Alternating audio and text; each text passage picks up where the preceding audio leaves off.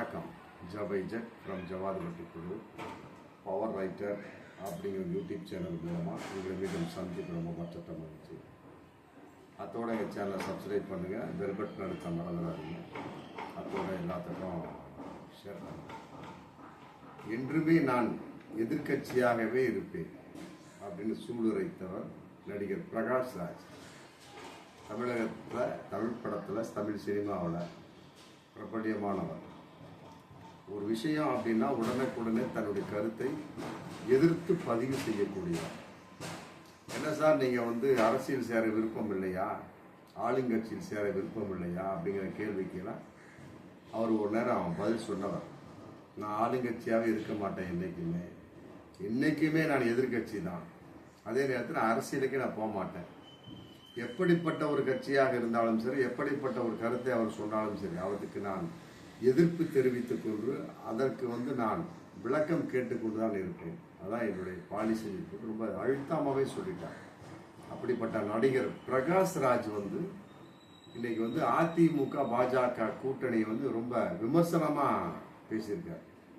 அதாவது அதிமுக பாஜக கூட்டணி எதற்காக கூட்டணி, அந்த கூட்டணி ஏன் கூட்டணி, ஏன்னா எதற்காக கூட்டணி அமைக்கணும், தமிழ்நாட்டின் விரோதிகள் யார், தமிழ்நாட்டுக்கு நன்மை செய்தவர்கள் யார், இதெல்லாம் பார்க்காம அதிமுக பாஜகவோடு கூட்டணி வைத்து விட்டது.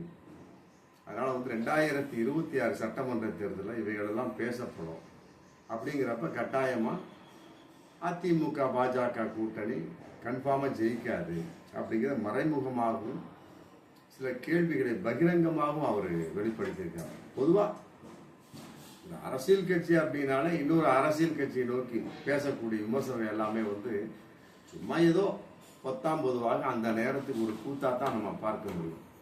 நடிகர் பிரகாஷ் ராஜுக்கு தெரியும். இருந்தாலுமே கூட தன்னுடைய மனோநிலையின் வெளிப்பாடு தன்னை மீறி அந்த வார்த்தையை எனக்கு கேட்டிருக்காரு.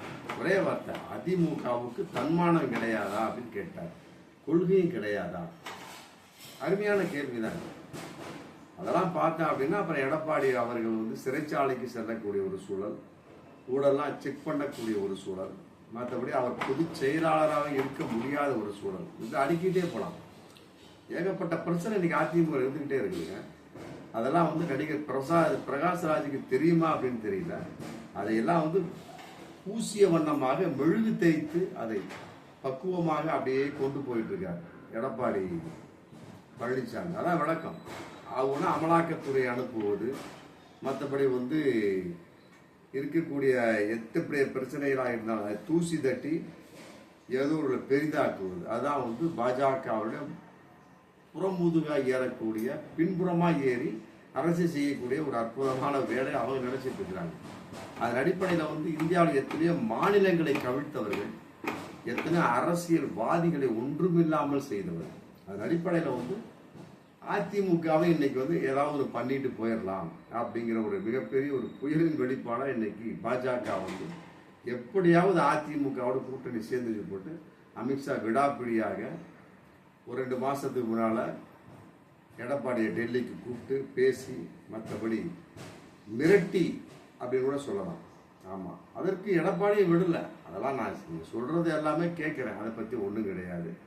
மற்றபடி எனக்கு அண்ணாமலையை மாற்றணும், இந்த விலகினாங்க டிடி ஓபிஎஸ் சசிகலா யாரையுமே சேர்க்க மாட்டேன். ரெண்டாவது நான் தான் கடைசி வரைக்கும் பொதுச் செயலாளர். இரட்டை இலை சம்பந்தப்பட்ட வகையில் எனக்கு தான் சாதகமான தீர்ப்பு வரணும். என்ன சொல்ற அப்படின்னு கண்டிஷனை போட்டு அமித்ஷாட்ட பேசிட்டு அவங்களும் பலவிதமான கண்டிஷன் பேசியிருக்காங்க.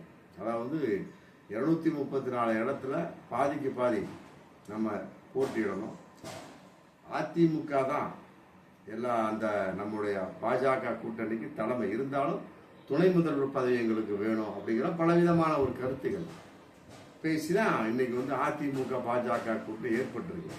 ஆமா, அப்படி இருக்கக்கூடிய சமயத்துல தன்மானத்தை எப்படி எடப்பாடி பார்ப்பார் அப்படிங்கிற மிகப்பெரிய ஒரு கேள்வி இருக்கு. கொள்கையெல்லாம் ஒண்ணுமே கிடையாது. அதாவது அரசியல்ல மிகப்பெரிய ஒரு பழமொழியே உண்டு. அதான் நீண்ட நாள் நண்பனும் கிடையாது, அரசியல் நீண்ட நாள் எதிரியும் கிடையாது. இன்னைக்கு எதிரியா பேசிட்டு இருப்பா, நாளைக்கு பார்த்தா கூட்டணி நண்பனா போயிடுவாங்க. இன்னைக்கு நண்பனா பேசிட்டு இருப்பாங்க, நாளைக்கு திடீர்னு அடிச்சுக்குவாங்க, எதிரியா போயிடுவாங்க. அப்புறம் திடீர்னு தேர்தல் வர்றப்ப ஒண்ணுமே இல்லாம போயிடுவாங்க. அப்ப அப்புறம் திடீர்னு தேர்தல் வரக்கூடிய சமயம் என்ன பண்ணுவாங்க, மக்கள் ஒரு சீட்டை தூக்கி நிறுத்தினாலும் சரி உடனே அதை தாங்கி பிடித்து கொண்டு என்ன பண்ணுவாங்க, மிக பெருசா பந்தா காட்டிட்டு அலைவாங்க. இதுதான் அரசியல். அதனால வந்து இது சினிமா கிடையாது. நடிகர் பிரகாஷ்ராஜுக்கு சொல்லிக்கிறது சினிமாவிலையாவது வந்து வெக்கம் ரோசம் மானம் சூடு சொல்லி அதுலேயும் கிடையாது. அந்த மீட்டு மற்றபடி வந்து அந்த இது கேரளாவில் வந்த மிகப்பெரிய ஒரு கமிட்டி இதெல்லாம் வந்து பப்ளிக்காக வெளிச்சம் போட்டு காமிச்சிருச்சேன். அப்படி இருக்க ஒரு சமயத்தில் அங்கேயும் வந்து வெக்கமான சூடு சுரணைக்கெல்லாம் வேலையே கிடையாது. ஆமாம், சினிமாவுடைய அதை விட வெக்கமான சூடு சுரணை இல்லாத ஒரு மிகப்பெரிய ஒரு துறை இருக்குன்னா அது அரசியல் தான். அதனால தான் வந்து அரசியலை வந்து சாக்கடைன்னு சொன்னாங்க.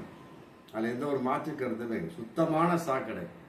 ஆமாம், ஒரிஜினல் சாக்கடை 100% ஜினல் ஒரிஜினல் சாக்கடைன்னா அது அரசியல் தான். அதில் எந்த ஒரு மாற்று கருத்துமே கிடையாது. அதன் அடிப்படையில் வந்து தன்னுடைய கருத்துக்கிட்டே மாற்றிக்கிட்டே இருப்பாங்க, தன்னுடைய கொள்கையிலே மாற்றிக்கிட்டே இருப்பாங்க. எதில் வந்து நம்ம உயிரோடு இருக்க போகிறோம், எதில் நிலை பிடிப்பாக இருப்போம் அப்படின்னு அவங்களுக்கே தெரியாது.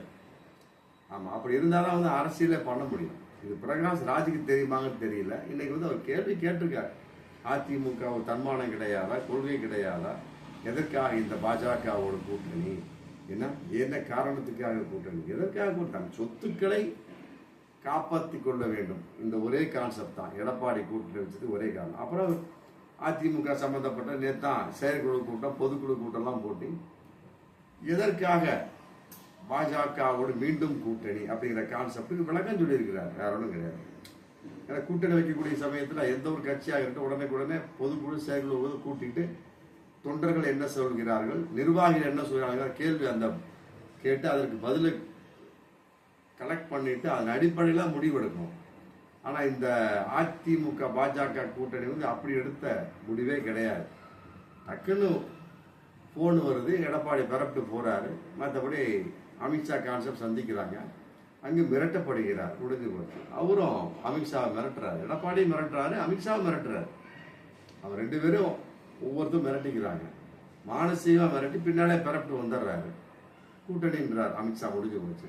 அப்புறம் அடுத்த ஒரு வாரத்தில் 10 நாள் அண்ணாமலையை மாற்றிடுறாங்க, முடிஞ்சு போச்சு.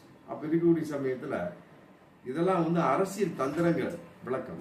அப்படி இருக்கக்கூடிய சமயத்தில் அப்போ தன்னுடைய சொத்துக்களை காப்பாற்றக்கூடிய ஒரு விஷயம், தன்னையே காப்பாற்ற வேண்டிய ஒரு கட்டாய சூழலில் வந்து எனக்கு எடப்பாடி இருக்கிறார் அப்படின்னா உண்மையிலே வந்து அது உண்மையான ஒரு 100% நிதர்சனமான ஒரு மறைமுகமான உண்மை என்பதை விட பகிரங்கமாக எல்லோருக்கும் தெரிந்த ஒரு விஷயம் தான் அது. அதாவது இதெல்லாம் விட இன்னொரு விஷயம், இந்த இன்னைக்கு செங்கோட்டையன் மீட்டிங்கில் வந்து ஒரு குரலே வந்துடுச்சு. இன்னைக்கு வந்து அதிமுக பாஜக கூட்டணி வந்தாச்சு, பாஜகவோட அதிமுக கூட்டணி சேர்ந்தாச்சு. அதாவது வந்து அதிமுகவோடு பாஜக சேர்ந்து என்பதெல்லாம் விட பாஜகவோட அதிமுக சேர்ந்துட்டாங்க அப்படிங்கிறத மக்கள்கிட்ட பிரபலியமாக போயிட்டு, அதனால வந்து சிறுபான்மை ஓட்டு சிதையும், முஸ்லீம்கள் ஓட்டே போட மாட்டாங்க அப்படின்ட்டாங்க. அப்துல் ஜப்பார் அப்படிங்கிற சிறுபான்மை அந்த பிரிவில் இருக்கக்கூடிய ஒரு இணை செயலாளர் அப்படி இருக்கக்கூடிய சமயத்தில் செங்கோட்டையின் மீட்டிங்லேயே பேசியிருக்காரு. அப்படி இருக்கக்கூடிய சமயத்தில் இது என்னத்தான் வெக்கமான சூடு சுரணை அப்படிங்கிற பார்க்கறதுக்கு எதுவுமே கிடையாது. நடிகர் பிரகாஷ் ராஜுக்கு நான் சொல்லிக் கொள்வது, அரசியல் ஒரு சாக்கடை, சினிமா அதை விட மிகப்பெரிய கூவம். அதனால வந்து இந்த 2 ஃபீல்டுலையுமே சரி வெக்கமான சூடு சுரணெல்லாம் பார்த்தா அப்படின்னா பிழைக்க முடியாது என்பது அந்தந்த துறையில் இருக்கக்கூடிய கட்டாயமாக தெரியும். அதனால வந்து எந்த நேரத்தை எப்படிப்பட்ட முடிவு எடுக்க வேண்டும் அப்படிங்கிற ஒரு நிதர்சனமான போக்குல தான் அவங்க இருப்பாங்க.